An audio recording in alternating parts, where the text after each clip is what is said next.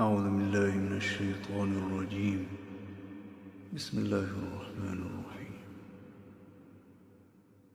وقال لهم نبيهم إن آية ملكه أن يأتيكم التابوت فيه سكينة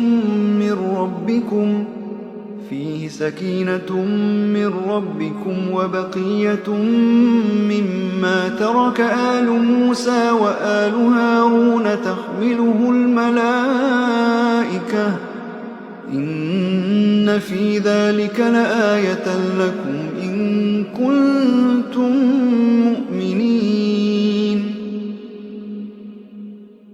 ثم أنزل الله سكينته على رسوله وعلى المؤمنين وأنزل جنودا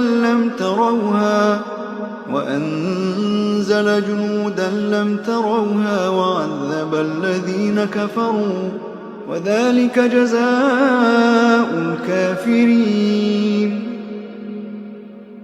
إلا تنصروه فقد نصره الله إذ أخرجه الذين كفروا ثاني اثنين إذ هما في الغار إذ يقول لصاحبه لا تحزن إن الله معنا فأنزل الله سكينته عليه وأيده بجنود لم تروها وجعل كلمة الذين كفروا السفلى وكلمة الله هي العليا والله عزيز حكيم.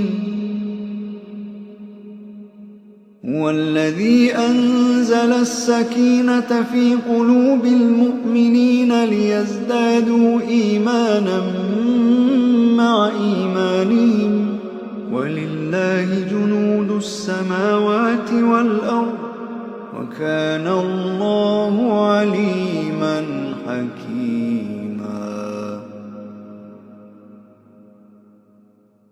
لقد رضي الله عن المؤمنين إذ يبايعونك تحت الشجرة فعلم ما في قلوبهم فأنزل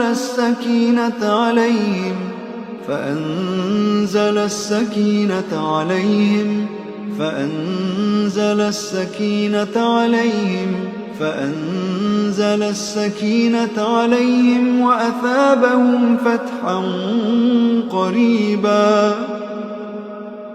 إذ جعل الذين كفروا في قلوبهم الحمية حمية الجاهلية فأنزل الله سكينته على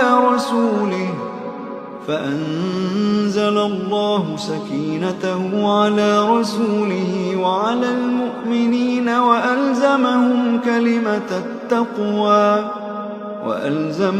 كلمة التقوى وكانوا أحق بها وأهلها وكان الله بكل شيء عليم.